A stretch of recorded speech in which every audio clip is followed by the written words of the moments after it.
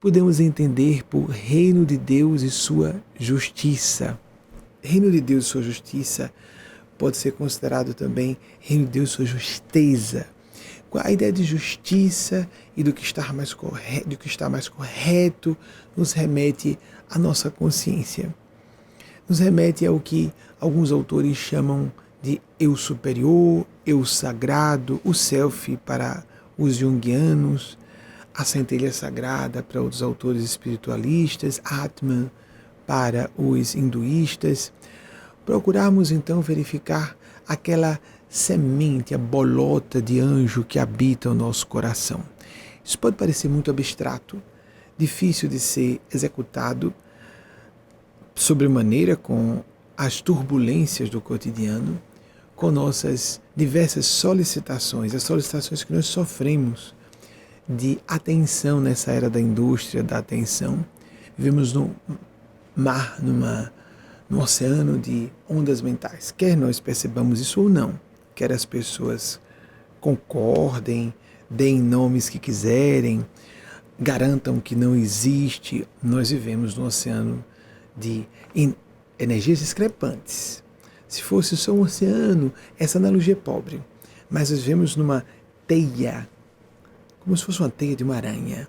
Mas não é bem só uma teia de aranha, porque ela não é só uma armadilha para paralisar insetos sem que eles sejam mortos, para que a carne fique fresquinha, e depois lá a aranha vem e envolve um pouco mais aquele inseto para ficar fresquinho, paralisado e não morto, e ela possa se alimentar em momento apropriado.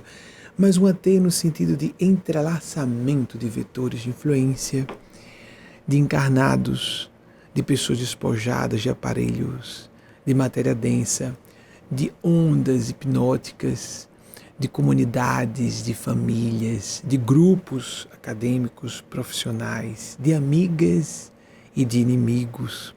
Nós devemos colocar o reino de Deus em primeiro plano. Qual das vozes que nós percebemos, elas entram em dissonância entre si. Elas têm suas agendas respectivas, conflitantes normalmente. Algumas são mais harmônicas entre si que outras, como as vozes do bem. Então, como nós vamos nos orientar? Tentar encontrar qual é aquela voz, por mais difícil de ser percebida.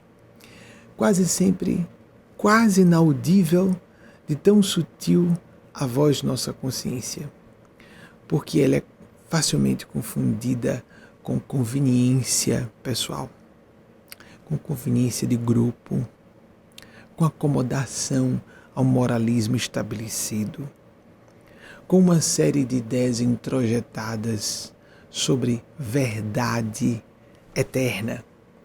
Existe uma verdade intemporal, mas nós não temos acesso direto com nossos precários recursos perceptivos e cognitivos humanos. Então nós precisamos partir desse pressuposto para não nos equivocarmos no gravíssimo e diabólico equívoco da presunção de verdade absoluta.